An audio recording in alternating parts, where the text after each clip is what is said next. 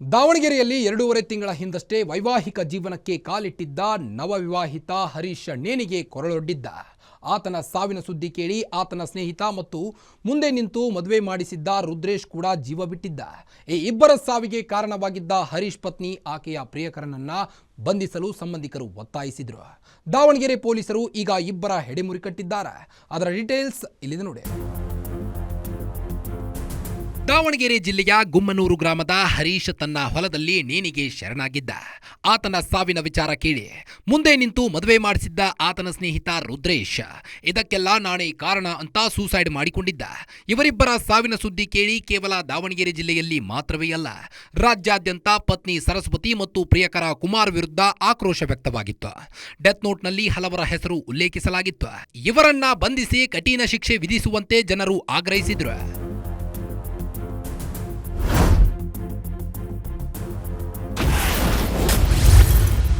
Different ಲೊಕೇಶನ್ನಲ್ಲಿ ಭರ್ಜರಿ photo shoot. ದಾವಣಗೆರೆಯಲ್ಲಿ ನಡೆದಿತ್ತು ಅದ್ದೂರಿಯಾಗಿ ಮದುವೆ. ಈ ಫೋಟೋದಲ್ಲಿರುವ ಜೋಡಿಯ ಹೆಸರು ಹರೀಶ್ ಮತ್ತು ಸರಸ್ವತಿ ಅಂತ. ಹರೀಶ್ ಮೂಲತಃ ದಾವಣಗೆರೆ ಜಿಲ್ಲೆಯ ಗುಮ್ಮನೂರು ಗ್ರಾಮದ ನಿವಾಸಿ, ಸರಸ್ವತಿ ದಾವಣಗೆರೆಯ ಆಣೆಕೊಂಡ ಗ್ರಾಮದವರು. ಇವರಿಬ್ಬರು 2.5 ತಿಂಗಳ ಹಿಂದೆ ದಾವಣಗೆರೆಯ ಕೊಂಡಂಜಿ ರಸ್ತೆಯ ಎಸ್ಪಿ ಆಫೀಸ್ ಎದುರಿನ ಶಾಮನೂರು ಶಿವಶಂಕರಪ್ಪ ಕಲ್ಯಾಣ ಮಂಟಪದಲ್ಲಿ ಅದ್ದೂರಿಯಾಗಿ ಮದುವೆಯಾಗಿದ್ರು.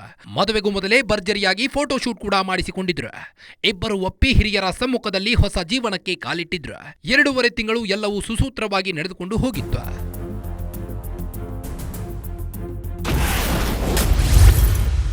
ಮುಂದೆ ನಿಂತು ಸ್ನೇಹಿತನ ಮದುವೆ ಮಾಡಿಸಿದ್ದ ಗೆಳೆಯ.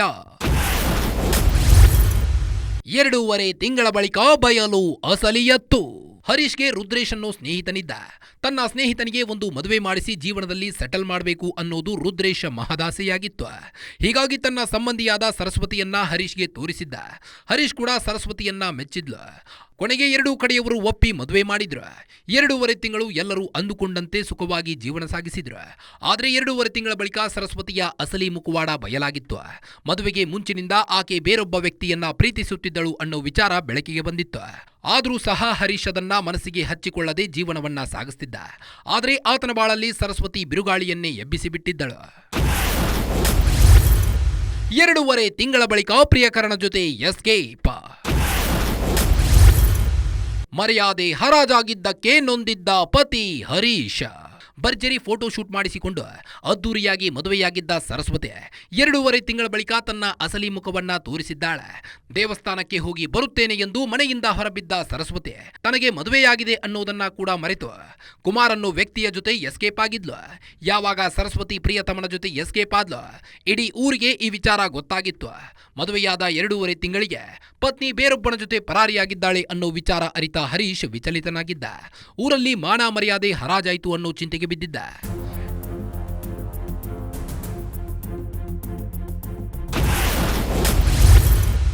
ಡೆತ್ ನೋಟ್ ಬರೆದು ನೇಣಿಗೆ ಶರಣಾದ ಪತಿ. ಸ್ನೇಹಿತನ ಜೊತೆ ಪ್ರಾಣ ಬಿಟ್ಟಿದ್ದ ಜೀವದ ಗೆಳೆಯ. ಪ್ರಿಯತಮನ ಜೊತೆ ಪರಾರಿಯಾಗಿದ್ದ ಸರಸ್ವತಿಯನ್ನ ಹುಡುಕಿದ ಪೊಲೀಸರು ಠಾಣೆಗೆ ಕರೆ ತಂದಿದ್ರು. ಬಳಿಕ ಹರೀಶ್ ಮತ್ತು ಆತನ ಪೋಷಕರಿಗೆ ಕರೆ ಮಾಡಿ ಕರೆಸಿಕೊಂಡಿದ್ರು. ಬಳಿಕ ಇಬ್ಬರ ಜೊತೆ ಮಾತುಕತೆ ನಡೆಸಿದ ಬಳಿಕ ಸರಸ್ವತಿಯನ್ನ ತವರು ಮನೆಗೆ ಕಳಿಸಿದ್ರು. ಹರೀಶ್ ತಂದೆಯನ್ನ ಕರೆದುಕೊಂಡು ತನ್ನ ಮನೆಗೆ ಬಂದಿದ್ದ.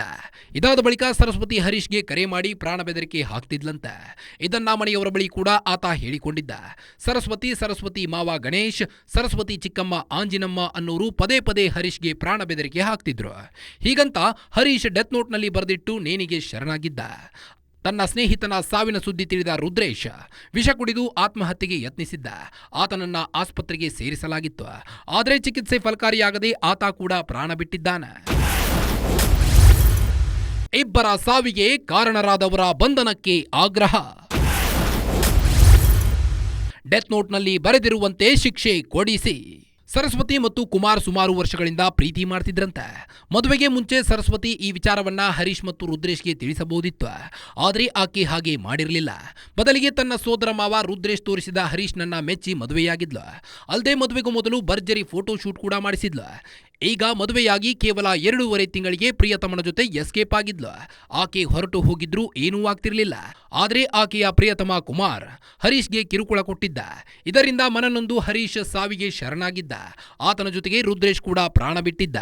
ಹೀಗಾಗಿ ಇಬ್ಬರ ಸಾವಿಗೆ ಕಾರಣರಾದವರನ್ನ ಬಂಧಿಸಿ ಡೆತ್ ನೋಟ್ನಲ್ಲಿ ಬರೆದಿಟ್ಟಿರುವಂತೆ ಶಿಕ್ಷೆ ಕೊಡಿಸಲು ಸಂಬಂಧಿಕರು ಆಗ್ರಹಿಸಿದ್ದಾರೆ. ನಿನ್ನೆ ದಿನ ಕಂಪ್ಲೇಂಟನ್ನು ಕೊಟ್ಟಿದ್ವಿ. ಈಗ 2 ಸಾವು ಆಗಿದ್ವು, ರುದ್ರೇಶಿ ಮತ್ತು ಹರೀಶ್ ಅಂತ ಹೇಳ್ಬಿಟ್ಟು. ಹರೀಶ್ ಆದಂಥ ನಮ್ಮ ಅಳಿಯನ ಸಾವಿಗೆ ಕಾರಣರಾಗಿರ್ತಕ್ಕಂಥ ಈ ಸರಸ್ವತಿ ಮತ್ತು ಕುಮಾರ್ ಅನ್ನೋರ ಮೇಲೆ ನಾವು ಮತ್ತು ಇತರವ್ರ ಮೇಲೆ ದೂರನ್ನು ಕೊಟ್ಟಿದ್ವಿ. ಪೊಲೀಸ್ ಇಲಾಖೆಯವ್ರಿಗೆ ನಾನು ಒಂದು ಕೇಳ್ಕೊಳೋದಿಷ್ಟೇ, 24 ಗಂಟೆ ಒಳಗೆ ಆ ಒಂದು ಸರಸ್ವತಿಯನ್ನು ಅರೆಸ್ಟ್ ಮಾಡಿದ್ದಾರೆ.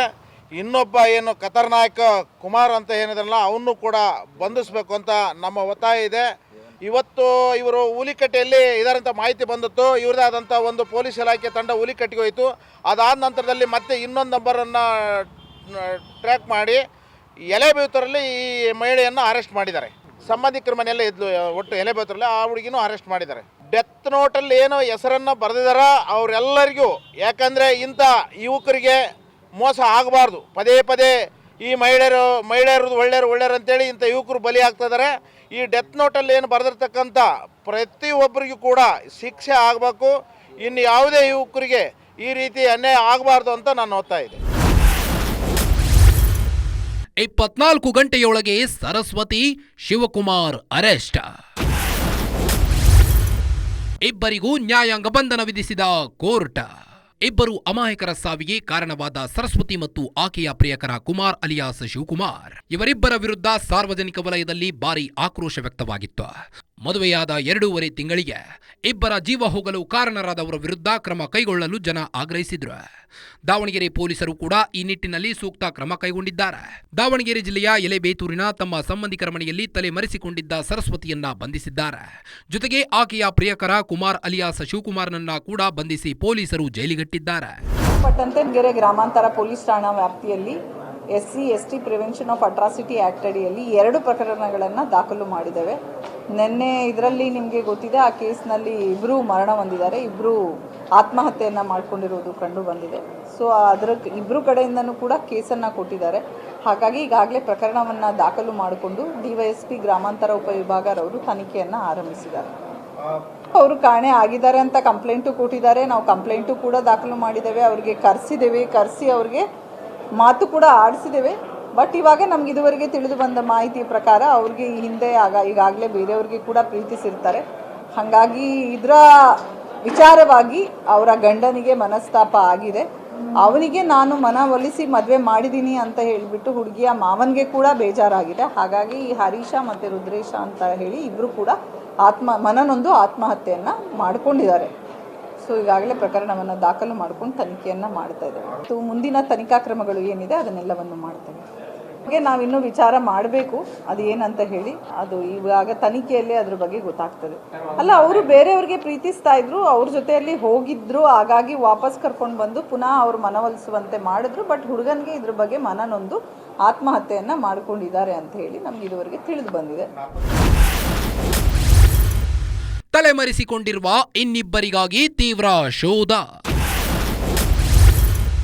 ಶೀಘ್ರವೇ ಇಬ್ಬರನ್ನ ಬಂಧಿಸುತ್ತೇವೆ ಎಂದ ಪೊಲೀಸರು. ಹರೀಶ್ ತನ್ನ ಹೊಲದಲ್ಲಿ ನೇಣಿಗೆ ಶರಣಾಗೋ ಮುನ್ನ ಡೆತ್ ನೋಟ್ ಬರೆದಿಟ್ಟಿದ್ದ.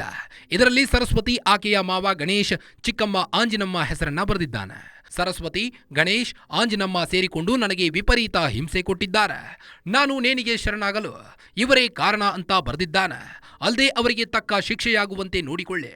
ಯಾವುದೇ ಕಾರಣಕ್ಕೂ ಕಾನೂನಿನ ಕೈನಿಂದ ತಪ್ಪಿಸಿಕೊಳ್ಳೋಕೆ ಬಿಡಬೇಡಿ ಅಂತ ಆ ಒಂದು ಡೆತ್ ನೋಟ್ನಲ್ಲಿ ಬರೆದಿಟ್ಟಿದ್ದಾರೆ.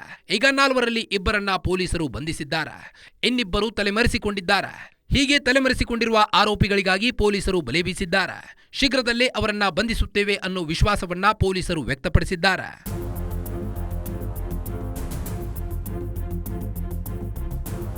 ದಾವಣಗೆರೆಯ ಡಬಲ್ ಸೂಸೈಡ್ ರಾಜ್ಯಾದ್ಯಂತ ಭಾರೀ ಆಕ್ರೋಶಕ್ಕೆ ಕಾರಣವಾಗಿತ್ತು. ಇಷ್ಟವಿಲ್ಲದೆ ಮದುವೆಯಾಗಿ 2.5 ತಿಂಗಳ ಬಳಿಕ ಪತ್ನಿ ತನ್ನ ಪ್ರಿಯಕರನ ಜೊತೆ ಎಸ್ಕೇಪ್ ಆಗಿದ್ಲು. ಇಷ್ಟೇ ಆಗಿದ್ದಿದ್ರು ಹರೀಶ್ ಮತ್ತು ರುದ್ರೇಶ್ ಇಬ್ಬರು ಬದುಕುತ್ತಿದ್ರು. ಹರೀಶ್ ಬೇರೆಯವರನ್ನ ಮದುವೆಯಾಗಿ ಜೀವನ ನಡೆಸ್ತಿದ್ದ. ಆದರೆ ಅವರ ಗ್ರಾಮದ ಬಳಿಯೇ ಆತನ ಮೇಲೆ ಹಲ್ಲೆ ಮಾಡಿದ್ರಿಂದ ನೊಂದು ನೇಣಿಗೆ ಶರಣಾದ. ಆತನ ಸಾವಿನ ಸುದ್ದಿ ಕೇಳಿ ಆತನ ಸ್ನೇಹಿತ ಕೂಡ ಪ್ರಾಣ ಬಿಟ್ಟಿದ್ದಾನೆ. ಪೊಲೀಸರು ಈಗ ಇಬ್ಬರನ್ನ ಬಂಧಿಸಿದ್ದು ಉಳಿದಿಬ್ಬರನ್ನ ಬಂಧಿಸೋ ವಿಶ್ವಾಸವನ್ನ ವ್ಯಕ್ತಪಡಿಸಿದ್ದಾರೆ. ಇದಾಗಿತ್ತು ಈ ಹೊತ್ತಿನ ವಿಶೇಷ. ನೋಡ್ತಾ ಇರಿ ಗ್ಯಾರಂಟಿ ನ್ಯೂಸ್, ಸುದ್ದಿ ಖಚಿತ, ನ್ಯಾಯ ನಿಶ್ಚಿತ.